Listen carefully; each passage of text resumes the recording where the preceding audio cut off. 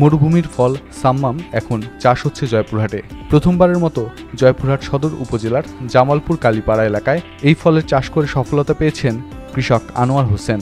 সুস্বাদু ও পুষ্টিকর হওয়ায় কম খরচে বেশি লাভের দেখা পেয়েছেন তিনি। এতে আশপাশের অনেকে উৎসাহিত হয়ে উঠছেন। ফলে আমদানি নির্ভরতা কমাতে বিদেশি ফল চাষে আগ্রহীদের সব ধরনের সহযোগিতার আশ্বাস দিয়েছে কৃষি বিভাগ।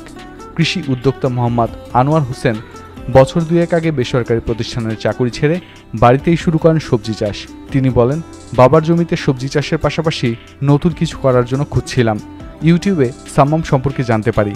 রাজধানী থেকে বীজ সংগ্রহ করে 10 শতক জমিতে পরীক্ষামূলকভাবে চাষ করি 2 জাতের সাম্মাম ফল। মাত্র 1 মাসের মধ্যে গাছে ফুল আসতে শুরু করে। পরে পরাগায়নের 1.5 মাসের মধ্যে ফুল থেকে ফল ধরে। কৃষি বিভাগের তথ্য মতে সাম্মাম মূলত মরু অঞ্চলের ফল। বাংলাদেশে এর খুব একটা চাষ হয় না। তবে অনেক কৃষক এখন বিদেশি এই ফল চাষে আগ্রহী হচ্ছেন। সুস্বাদু ও মিষ্টি জাতের এই ফল দেশের বিভিন্ন স্থানে চাষ করা হলেও জয়পুরহাটে এই প্রথম সফলতা মিলেছে। গাছ লাগানোর 2 মাসেই ফল পাকতে শুরু করে। পরিপক্ক এক একটি ফলের ওজন প্রায় 2 কেজি। সুস্বাদু ও পুষ্টি সমৃদ্ধ হওয়ায় বাড়ি থেকেই ফল বিক্রি হচ্ছে।